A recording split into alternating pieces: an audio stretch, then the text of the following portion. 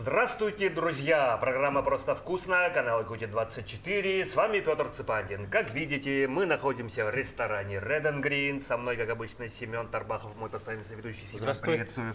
И к нам в гости пришла сегодня председатель русской общины Екатерина Егорова. Екатерина, здравствуйте. Здравствуйте, Петр. Здравствуйте, Семен. Спасибо вам, что приняли наше приглашение, тем более же вы с таким вот всей этой красотой, с таким красивым костюмом пришли. Чем вы к нам сегодня пожаловали, что будете готовить? Готовим будем то, что просто и что вкусно. Так, ага. Прежде чем мы начнем готовить, и я очень рада вообще здесь присутствовать сегодня, и рада вас всех приветствовать и знакомству нашему. И по традиции гостеприимства мы будем пить чай. Прежде чем мы начнем кушать вкусно, мы попьем с вами чай. Ну, давайте его заварим. Русская традиция. Ну, конечно, да. конечно. Но вообще, на самом деле, есть разные традиции чаепития у разных народов. Но я, безусловно, свою представлю сегодня. Да. Семен, мне нужна будет ваша помощь. Сначала мы в чайник должны залить кипяток. Семен уже подготовил кипяток. Я знаю, что в этой передаче что-то там общались, шебрушались. Так. Да, он все подготовил, поэтому из ковша я никогда не наливала, я побаиваюсь немножко. Немного, слегка, да? Ну это чтобы чайник сотовать, да? Совершенно верно. Ну какая-то такая своя чайная церемония получается. Совершенно верно, да. Чайник мы заливаем кипятка немного, и он просто нагревается. Не скажу, что это прям русская традиция, честно говоря, я не знаю. Но так всегда делал мой дедушка, и я прям это... Мне кажется, что это должно быть круто. На самом деле, теперь дома я тоже так всегда делаю. Я трогаю чайник, потому что жду, пока он нагреется. Я как физик по первому образованию могу сказать, что это правильно. Да? Прекрасно. Я теперь буду аргументировать еще. Физически, да, что сосуд наполняет, приобретает такую же температуру, и, соответственно, он должен при определенных термических условиях. Да. Хорошо, не буду вдаваться в подробности. Дальше какие у нас здесь? Ждем, да, немножко? С плюшками, ватрушками мы попьем чай попозже. Да, это я принесла вас угостить. Вот мой, кстати, любимый десерт стоит, кекс. Ой, я тоже очень обожаю кексы с изюмом. Но сегодня я хочу с вами поделиться рецептом витаминного салата. Я называю его салат, на самом деле такая витаминная смесь, которая делается из кураги, изюма, чернослива, и орешков, меда, и апельсина, лимона. Да?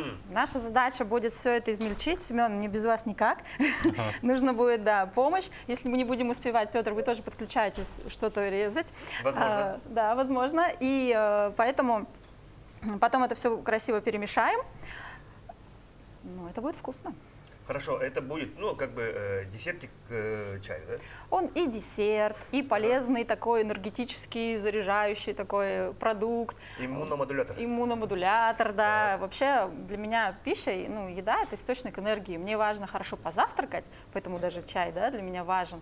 И очень важно, чтобы, когда я хочу кушать, я сначала съем что-то, такое энергетическое, и возможно, я даже уже не так сильно хочу есть. Вот. Как выглядит ваше обычное лицо? Обычное лицо? Да. Вот оно. Нет, я имею в виду, сказали, обязательно очень важно позавтракать. Сказали же, да? Да, завтрак за меня на целый день заряжает. Порой от завтрака до ужина я только пью чай, не перекусываю. Иногда обедаю. Вот даже так. Позавтракать любимое блюдо? Любимое блюдо у меня борщ. Борщ? Да.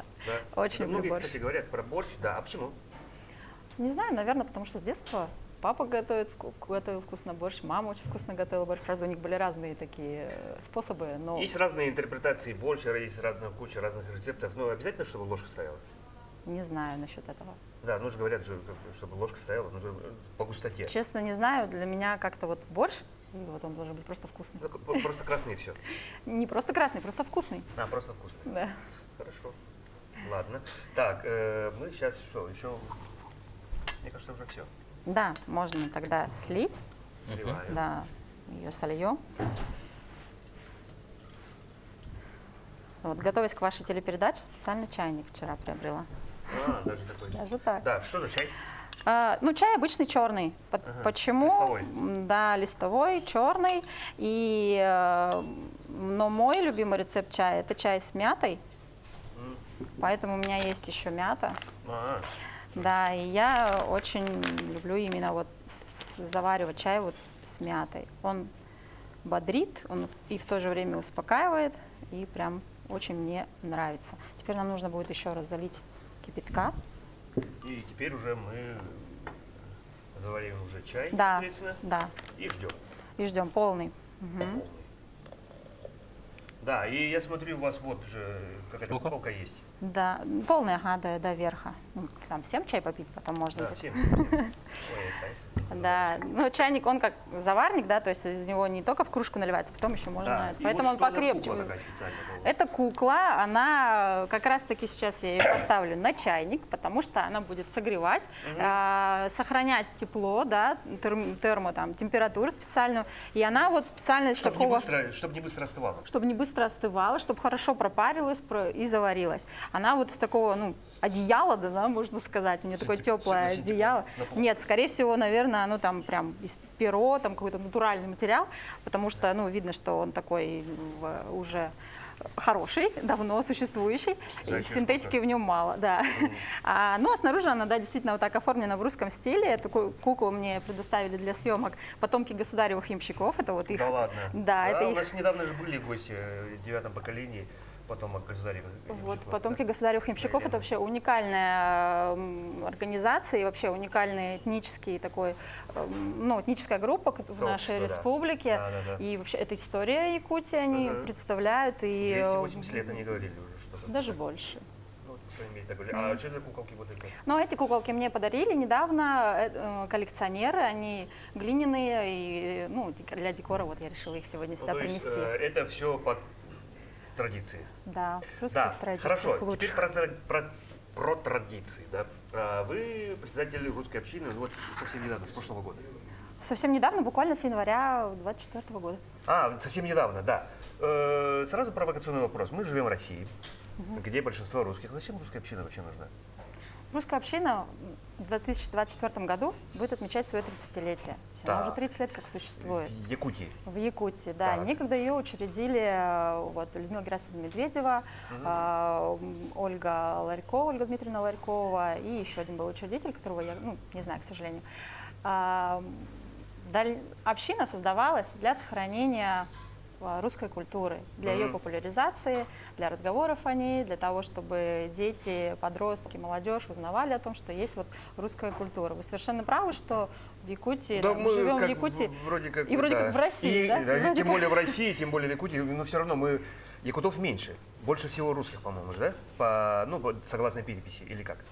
Согласно переписи, может, вы подскажете согласно переписи? Вот если точно, я точно не знаю. Я почти уверен, что русских больше. Ну, вторые якуты, по-моему. Ну, по национальным признаку. Ну, вот я поэтому и говорю, живем в том главенчестве, еще это, и зачем? Не знаю, для меня, видимо, настолько вот все это сплетено, переплетено, Ага. и дружба, и единство, что цифра просто из моей головы улетела. На самом деле, они вообще цифры там не задерживаются.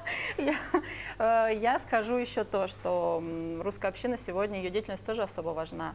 Ведь буквально недавно был издан указ, да, президента Российской Федерации о сохранении традиционных российских духовно-нравственных ценностей и о сохранении русского языка. Именно Чистоте русского языка. языка, Чтобы- литературного языка. Да, Вот. очень Об важно. этом стоит говорить и как можно больше сейчас, как никогда.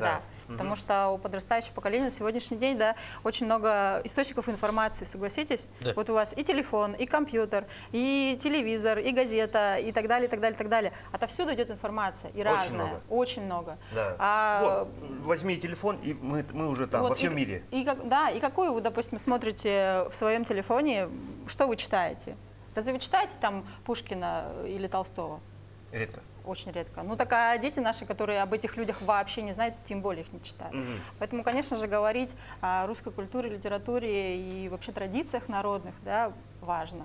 Если раньше было живем мы в доме, да, за одним столом с семьей собираемся и вот в одном своем кругу общаемся, и тогда, и дети вырастают и, вот в этом всем, в этой атмосфере, да, добра, единства, согласия, примирения.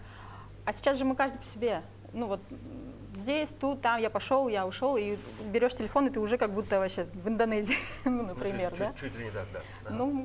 Как-то так. Поэтому объединяться стоит, и тем более русская община — это одна из национальных культурных общин у нас в Якутии. На самом деле, есть Дом дружбы народов, который взаимодействует с 36 национально-культурными объединениями. И всех их, все они под крылом Ассамблеи народов, которые тоже будет отмечать Ассамблея 30 тоже лет. есть, да? Тоже 30 лет, да? Да. Ага.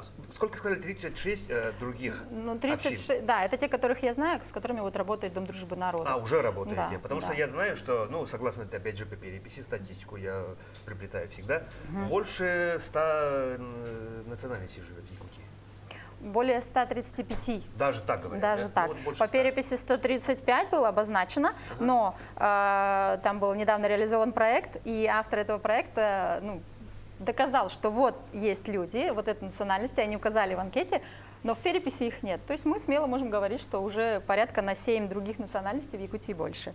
Ну, наверное, нам стоит приступить к нарезанию. Да? Я принесла вот свои ножи. На самом деле для меня важно пользоваться именно своими ножами. Значит, вы шеф. Да? Да. О, это приятно. Шеф, согласитесь, да? Потому что только шефы ходят своими ножами и ни в коем случае никому не дают их. А еще у меня вот есть, я вот так вот делаю обычно. Чтобы не скользило. Да, чтобы не скользила дощечка, я вот так вот полотенце кладу.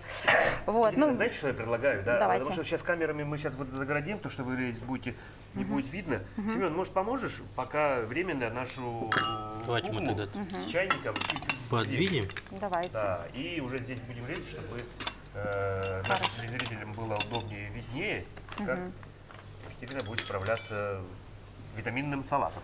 Так? Да. Да. И вы точно выздоровеете, когда покушаете его сегодня? Да, я начал что-то как бы немножко... Да. Семен сказал, что это уже возраст, так будет всегда, но надеюсь, что не всегда. Благодаря витаминным салатам. Я думаю, что и сегодня с витаминным салатом Да, вам прекрасно. особенно это самое. Да. Ну, я думаю, что нам для сегодняшнего объема продуктов целого лимона и апельсина будет мало, наверное, будет достаточно ну, половинки. посмотрите, Тогда, Семен, вы будете резать вот это. Я возьму Сколько надо? половину, думаю, хватит. Нет, кубиком мелким. А мелко, прям мелкими, прям совсем мелко, но не Всё. пюре. Все, да? Половину половинку лимона. и И всю всё. половинку И изрезайте. мякоть, и кожицу. Да, и мякоть, и кожицу. Цедру тоже, да? Да, да. Да, хорошо. На самом деле я Тоже? прямо, да, тоже. А яблоко? Яблоко нет, Яблоко тоже. яблоко Яблоко нет. мне пригодится. Хорошо.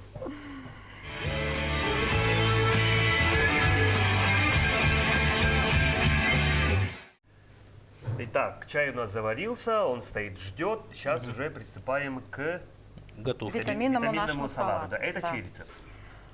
Я, честно говоря, не знаю чай. Ага. Где-то его когда-то прочитала моя бабушка. Бабушка? Бабушка. Ну, то есть от бабушки? Она его готовит. Так. Я всегда к ней прихожу, с удовольствием съедаю. А она мне говорит, ну когда ты уже сама сделаешь, чтобы там дети тоже ели, чтобы иммунитет повышать. Ну, собственно говоря, сегодня я сделаю и скажу ей, что я сделала. Наконец-то. да? Наконец-то. Смотри в телек, бабушка, да? Да. Скажи, я сделала. Хорошо, давайте тогда. Вот, а можно я вопрос задам Семену? Конечно. Да, вот как правильно нарезать лимон, чтобы вот быстро, но мелко? Или это не быстро не делается? Ну, смотрите, да. У нас, например, вот пол лимона, да.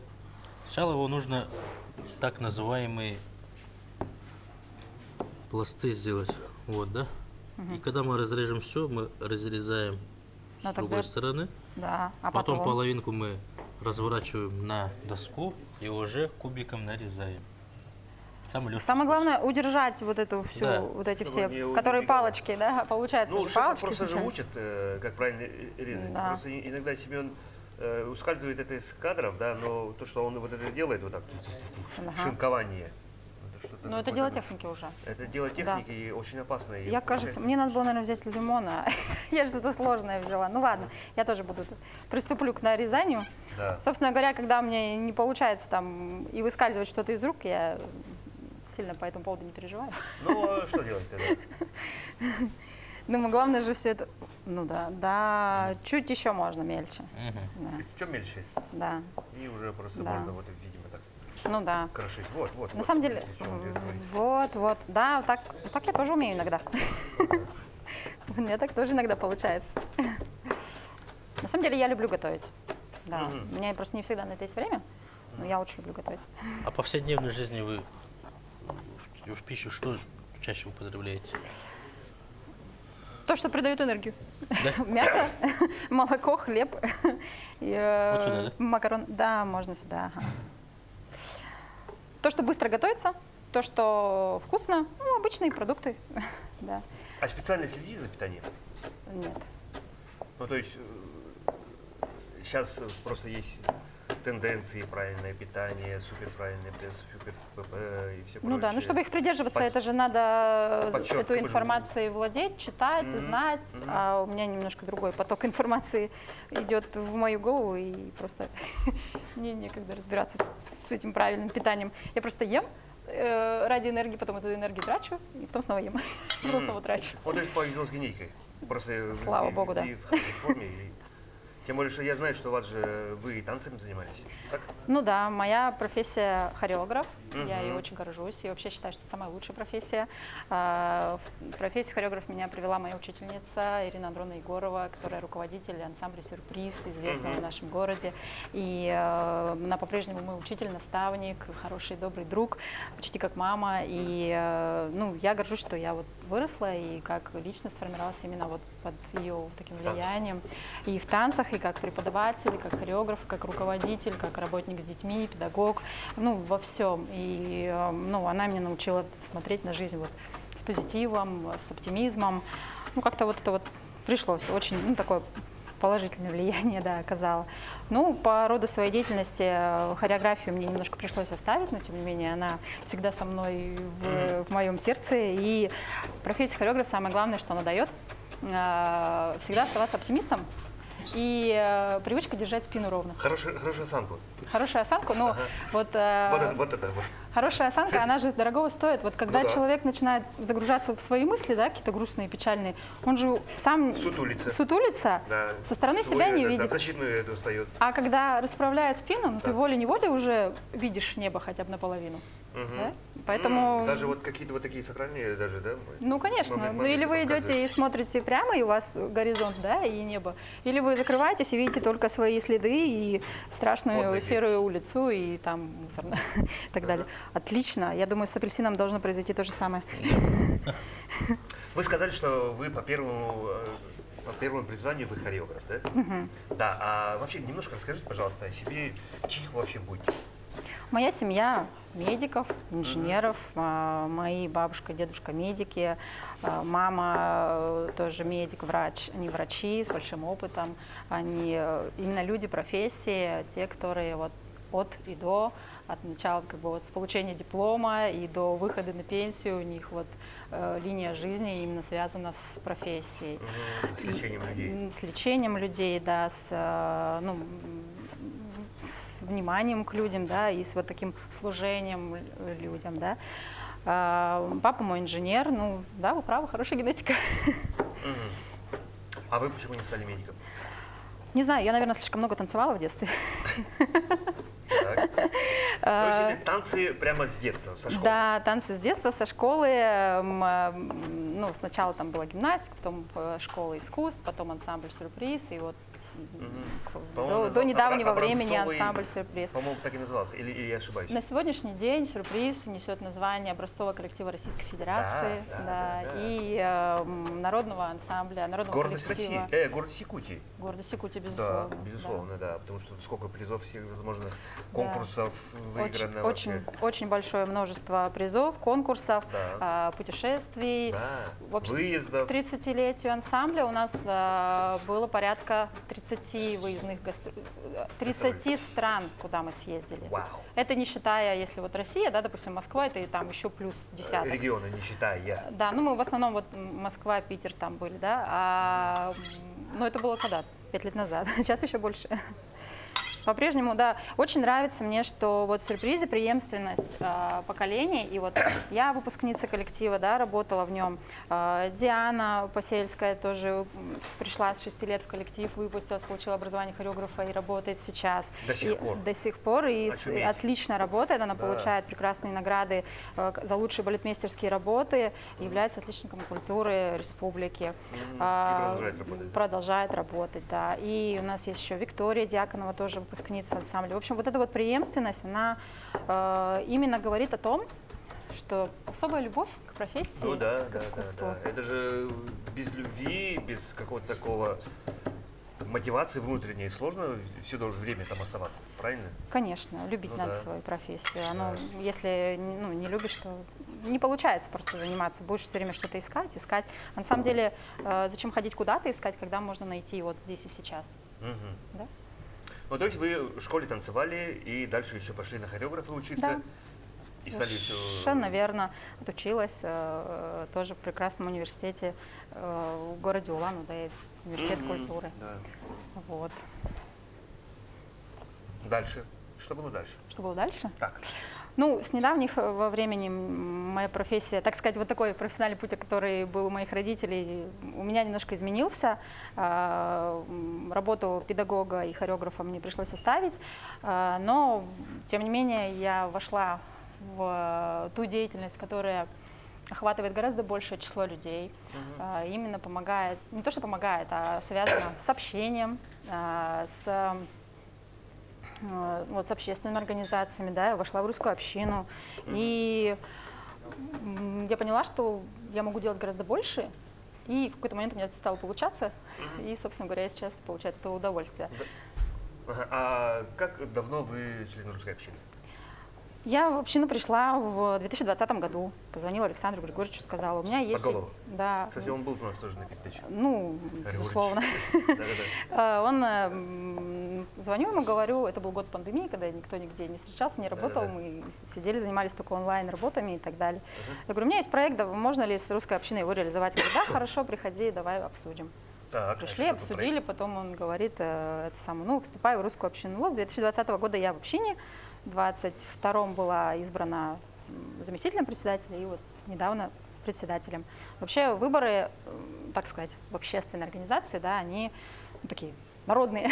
То есть члены... Ну, в смысле, как вообще члены общественной организации. Вообще организация, она же вот организует несколько людей по интересам. Вот я хочу говорить детям, подросткам, молодежи о том, что русская культура богатая и ценная, да, для всех нас. Есть такие же люди, которые тоже хотят это говорить, и мы объединяемся и придумываем, как это сделать. Как сказать, как показать, как рассказать. Вот, куда пойти. Так. Так, ну вот вы сказали, что это должность выборная. Ну да, и получается, что по закону общественная организация, по уставу ее, да, то есть тот устав, который был утвержден на момент создания общины, его руководством, так сказать, является совет общины и вот председатель общины. И поэтому этих личностей надо избирать таким большим голосованием всех членов общины. Ну, когда вот мы собрались... Открытым? Закрытым? Открытым, конечно, прям, да. Каждый свое мнение высказывает, каждый говорит, сам слова поддержку или говорит нет. Предвыборная программа, бюллетени, нет? Ну, на это мы время сильно не тратим. А так, по виду, по деятельности все равно понятно, кто где как, кто за какие... Очень хорошо, что это команда, и каждый понимает, где он может внести свою лепту. И вот, собственно, как мы сейчас, да, мы делаем одно дело, и у нас это классно получается вместе. Да, это тоже Все смешивается? Все смешивается, да, но получается вкусно. Вот так. А сколько вообще членов общины? Ну, сейчас у нас порядка 30 активистов. 30 активистов, которые непосредственно каждый изо дня в день что-то делают, какие-то там проекты свои выдвигают и все прочее. Не то чтобы изо дня в день. Это же общественная работа. Да, это общественная работа. Это же не так, как ты ходишь на работу и вот звонка сидишь. Это, например, человек, стоматолог, да, он вылечил зубы, отработал свою смену, сходил домой, там с детьми пообщался, накормил, напоил, но еще думает, для меня важно, как вот детям сказать о патриотизме, как их научить любить свою родину. И он приходит и говорит, так, звонит, и так, что мы будем делать там-то, там-то. Вот скоро День славянской письменности и культуры, ребят, что мы делаем? Каждая инициатива вообще не важна, каждая обсуждается и работается вместе. А какие проекты, скажем так, я знаю, что вы проводите очень много мероприятий. Да, есть. Да, и какие самые значимые, и как вообще работа ведется? Какой-то составляется календарный план? Давайте я скажу, что сейчас вот одно из основных мероприятий наших, да, не то что мероприятий, проектов общины, в этом году будет уже 5-й раз проходить республиканский фестиваль-конкурс «На крыльях стерха и жар птицы».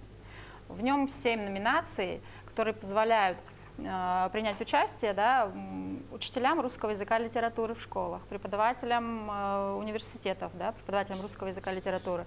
Актерское мастерство номинации есть, когда может актер, играющий на русском языке, представить свой монолог. Кстати, вы актер? Нет. Может, попробуйте? И Я немножко да, начинаю русские танцы. А, вы актер точно, у вас точно получится. И русские песни, русские танцы и какая-то еще была. Поэзия, проза. То есть молодые авторы или не молодые, опытные могут принять участие в фестивале, конкурсе. У этого конкурса есть партнеры, есть спонсоры и прекрасные призы. А еще это главное имя. А имя, как название такое звучащее. Стерха В крыльях и жар. стерха и жар птицы. Ну, это как бы стерха, это уже как бы чуть-чуть, Да, потому что мы в Якутия, Якутии. Россия, все вместе. все Но мы вместе, не совершенно. отделимы уже сколько Ну, лет. Да, Ну, и как эта бы. история нас объединила, на самом Ага, деле. и какие призы? Вот там, можно ну, еще вот это помельче, да? Вот, чтобы оно помельче было, а то мне не очень получилось. Какие призы? Да. Ну, призы сейчас не скажу. Так. Ну, во многих номинациях там денежный приз, некоторых. Ага. И, ну, а там дальше как спонсоры уже нам отзовутся. Конкурс проходит с 1 февраля по 30 апреля, прием заявок. 24 мая мы объявим имена победителей на большом красивом гала-концерте в Доме дружбы народов. Кстати, 24 мая – День славянской письменности и культуры в Российской Федерации. Еще есть очень классный проект, который я люблю, русской общины. Это экспресс-викторина по городу Якутску, посвященная Пушкинскому дню. Когда Пушкинский день? Не знаю. Когда день рождения Пушкина? Ой, нет, не скажу сразу. Сразу говорю, что нет. Вот день рождения Пушкина 6 июня, и он является Всероссийским Пушкинским днем и Международным Стыд и днем позор, да, русского ладно. языка. Международный день русского языка. Международный. Представляете? Ага. Вот. И в этот день мы собираем волонтеров, иногда сами проводим, допустим, какой-то открытый концерт на улице прямо или у театра, или на площади, а еще запускаем волонтеров по городу, и они ходят с книжками Пушкина и задают вопросы жителям города. Вы знаете, какой сегодня день? Вот как я вам сейчас задала, да? И если они не знают, ну, вот и мы говорим, сегодня Пушкинский день, а может, вы знаете произведение Пушкина? И вот кто отвечает на 3 вопроса, тот получает книжку Пушкина. Чуметь. Вот так, да? Да. Ага, ну, учитывая то, что ваша организация все-таки общественная же, да, за счет тогда, получается, партнеров существует, да? Ну, какое финансирование? Все равно Сейчас для общественных организаций очень большая колоссальная поддержка, грантовая политика. Грантовая Это политика. прям реально помощь здесь и сейчас. И любая общественная организация, она может написать заявку на грант, рассказать свой проект, выложить его, как, собственно говоря, бизнес-план, да, и получить реальное средство на счет, на реализацию проекта. Не просто там куда-то что-то, на деятельность организации, Не просто, чтобы не там на штрафы, не на деятельность организации, купить а бумагу именно для вот ксерокса. на какую-либо... Ну, купить бумагу для ксерокса можно заложить, конечно, в заявку для проекта, но тем не менее. Иную деятельность нельзя, да, оплачивать со средств гранта, но гранты — это колоссальная поддержка, и я считаю, что это очень правильная политика на сегодняшний день, когда люди из отдаленных каких-то регионов, вот ладно, мы в городе, да, Якутске там живем, и у нас вот столица региона, есть же вот, города, которые подальше, или села, поселки, у них тоже есть общественные организации, хоть, может быть, не очень многочисленные, но и идейные люди-то там есть. Самое же главное от идеи, да. И когда есть идейные люди, они имеют вот эту возможность, где бы они ни находились, в какой бы точке они ни находились, имея вот юридическое лицо, юридическую организацию, они могут получить грант. Поэтому это прям здорово. Не дождешься, пока там тебе с неба какое-то финансирование свалится, это не дождешься. А когда ты вот реально занимаешься То есть делом, тогда сейчас можно получаешь. планировать план своих действий, Конечно, что да, конечно, да, конечно. да, Ну, у нас да. план, допустим, на 24 год точно уже расписан. Утвержден. Да. Утвержден, да. Ага. Вы располагаетесь в доме Дружбы народов. Дружбы народов, который раньше был ДК Кулаковского. Да, Сейчас. теперь Тогда называется назывался, я ДК. просто ДК, ну мы все знаем. Да, ДК называется. Да, и упомянули, что 36 сотрудничаете с другими национальными общинами, да? Потому что, ну, например, вы упомянули про Ассамблею. тогда про Фаридуна, который у нас тоже был гостем, про Аргирбаяра, который тоже был, да. Какие вы совместные проекты, какие делаете, ну вот, с другими общинами? Я, кстати, вас приглашаю, Семен, и вас, Петр, вступить в молодежную ассамблею народов Якутии. Он молодой, его можно. Старческая есть ассамблея, шутка. Ну, так не называется, но тем не менее, всем Не молодежная, а можно. такое. Всем можно. Молодежная ассамблея, кстати, вот и Фаридун, да, я смотрела его выпуск.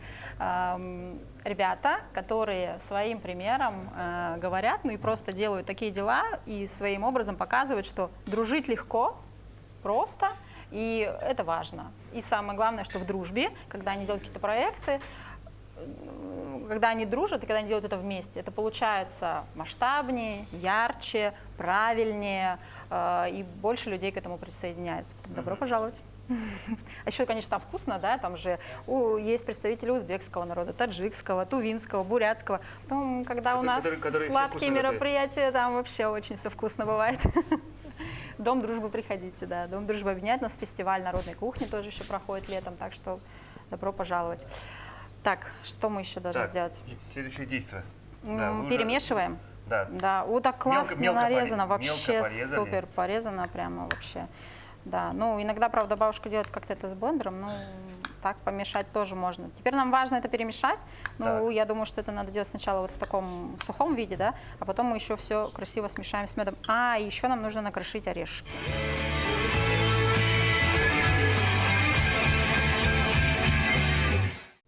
Так, Семен нам принес Да, орехи. орехи, которые, да, вот. И что мы здесь делаем? мы дальше Смешиваем? А, ну да, нам нужно теперь, получается, в эту смесь добавить орехи. Ну ничего, что они тут попадаются целые, на самом деле, Ну, мне ничего это страшного. тоже, да, нравится. Так Ага. можно и цельными же кушать. их. Еще тут такой важный момент. Я первый раз делаю эту смесь. Ну, кстати, я вообще ее первый раз делаю. Ну, я еще и делаю первый раз ее именно бабушке. да, с арахисовым. Это вообще она должна быть с грецкими. И всегда Ну, любой орех, была мне с кажется, грецкими. Но я думаю, что орех заменить на другой орех — это вообще не проблема. Да, проблема. и важно, что мы туда добавляем. Мы добавляем туда мед. Да, Мед. вот сейчас будем тоже перемешивать. Он будет это. Орехи, это арахис, да? Да, здесь арахис у меня. Арахис это бобовый. И А мед какой подходит? Любой. Ну да, обычный цветочный, разнотравие. как А у говорят, вас да? какой? Липовый? что-то в этом духе, разнотравие, по-моему, есть. На самом деле у меня потрясающий мед, и мне бы хотелось, чтобы этой смеси всем хватило попробовать. Мы его привезли из Тамбова летом с отпуска, да, с Тамбова. Набрали там мед в деревне у родственников, потом отправили сюда посылкой Почты России, потом приехали из отпуска и получили свою посылку. Собственно говоря, уже январь, да, а мы все еще летним медом наслаждаемся. Ну, мед такой, он же не портится. Ну, хорош тем, главное, чтобы он... То, что знаю про мед, это вот единственный продукт, который... Натуральный. Если его правильно хранить, он не портится вообще В никогда. сухом прохладном теплом Да. Прохладным, и вот закрывать, чтобы он не... Ну и вот, всё, ну он вот. Там Но он у хоть- нас долго не сохраняется, хоть в один принципе, век, как не успевает говорится. испортиться. Так, вот тут это все слипается, ну ладно, сейчас будем перемешивать. Ну давайте, Петр, какой у вас там еще вопросы есть? Ой, Сценарий? да, вопрос. Какой еще у меня вопрос? А ваши дети состоят в общине? Дети у нас в общине, дети членов общины, я бы так сказала. Ага. Конкретно дети, конечно, не могут быть членами общины, потому что пока маленькие. они еще маленькие, да, несовершеннолетние, но они являются частыми участниками мероприятий различных, поэтому детская аудитория — это прямая целевая аудитория наших проектов. Да, специальные какие-то мероприятия вы проводите, наверняка же, для детей тоже. У нас был потрясающий проект, называется, сейчас скажу, так, русско-якутский детский альманах, связанный вот с литературой, да, разных писателей, и русский поэтический календарь. Эти проекты получали гранты главы Республики Саха-Якутия и грант президента Российской Федерации. И вот когда мы их реализовывали, прямая именно целевая аудитория была детская, детские садики, школы, они читали произведения различных авторов. Я помню, что Табуроков набрал, ну вот, Петр Табуроков. Да, Петр Табуроков, его почитателей и вообще детей, участников было больше 700 человек, которые, да, читали Табурокова. То есть это прям побил все рекорды. Даже Пушкина. Да, и такой очень щепетильный и очень важный, серьезный вопрос. Сейчас у нас же есть такой о чистоте русского языка. Так вы вообще как относитесь к тому, что, ну вот, иностранные слова, сейчас дети, ну вот, как раз мы про детей проговорили, да, про подростков, общаются как угодно, ну то есть про чистоту русского языка. Ну, это очень действительно важный вопрос. На самом деле, когда засилье пошло различных иностранных слов, и даже просто люди, например, открывают там какие-то магазины, называют их иностранными словами. И, ну, это, конечно, выхолащивает красивую русскую речь и слова на русском языке. Конечно, и, безусловно, русский язык очень богат. И все, любое слово, которое вы найдете где-то, допустим, на вывесках на английском или на другом языке, оно есть и на русском. И порой на русском бывает в переводе 3-4 еще слова синонима, Мгм. которые отражают иные оттенки и значения. Мгм. Вот. Ну, русский язык очень богатый, конечно, я с этим Я соглашусь. очень люблю. Я влюбилась в русский язык как в 9 классе. Ну, наверное, и раньше тоже, да, но как-то вот он открылся мне в 9 классе, когда перешла в другую школу, у меня появилась новая учительница по русскому языку. И она прям влюбила меня в этот предмет. И мы по сей день с ней общаемся, и я очень рада, что и закон только появился о сохранении русского языка, да, и что разговоров об этом стало больше, и вот мы фестиваль проводим как раз-таки с вниманием к русскому языку. Ну, это очень важная работа на сегодняшний день. Мгм. Класс. Итак, Давайте уже всё, доставать. Да, мы выходим на финишную прямую. Ура! Кукла наша чревовещатель. Шутка. Ой, у нас чайник вообще горячий. Вот, он таким и должен быть. Да. Да, мы красиво Физика. сейчас нальем. Мгм. Да, физика, конечно, это Давайте самое. чай разливать. И приятного аппетита С нам. ней Давайте. не поспоришь с физикой и математикой, конечно. Чай, прям, вы чувствуете аромат мяты? Да, пошел. Да? Нос немножко заложен у меня, ну, уже я даже чувствую, как раз для меня будет самое то. Для вас вообще будет самое то. Вообще вы сегодня будете сиять и радоваться целый день, потому что мята и чай с мятой, он прям наполняет энергией. Вот, угощайтесь, пожалуйста. Угощайтесь, Ой, пожалуйста. спасибо большое. Спасибо И большое. обязательно вот это надо брать, Да, обязательно попробуйте. Так, ну мы можем вот так, да? Да. Можете прям пробовать, можно Прям- ложкой прямо вот так из я его одной, возьму. из одной чашки. Ну, будем здравы, бояре. Да, Приятного аппетита. приятного аппетита. Очень даже вкусно. Чай? Сейчас шеф скажет, мне важно. Я сам люблю такой чай. Да? Да. Что вы Здорово. знаете о таком чае с мятой? Ну, он освежает очень хорошо. Освежает, тонизирует. Ну и поднимает настроение. Прям вообще точно. А пропорции правильно? Да. Класс. Теперь у меня есть это, что вот шеф сказал, что все я правильно делаю, я очень рада. Вы на правильном пути. Да. Спасибо. Да, и да, Екатерина, у нас такая добрая традиция. В конце нашей передачи, пожалуйста, вот на эту камеру пожелания для наших зрителей. Дорогие телезрители канала и вообще телепередачи, спасибо за ваше внимание, уделенное время, за то, что послушали. Время это очень ценно. Я желаю всем вам, ведущим, да, и организаторам всей этой телепередачи, съемочной группе здоровья, благополучия, счастья, радости, всего самого светлого. Помните, что самое светлое, доброе и прекрасное живет внутри вас, никуда от вас не убежит, если вы сами от него не убежите. Поэтому всех благ, с весной, с хорошим настроением. Не болейте. А я еще раз скажу, что у нас сегодня в гостях была председатель русской общины Екатерина Егорова. Екатерина, спасибо вам большое Спасибо, за Екатерина. красоту, за Спасибо. угощение, за приятную беседу. Семен Тарбахов и я, Петр Цепандин. На этом, друзья, мы с вами прощаемся. Будьте здоровы и кушайте, как мы. Всегда. Спасибо. Просто Вкусно. вкусно. Будьте здоровы, друзья.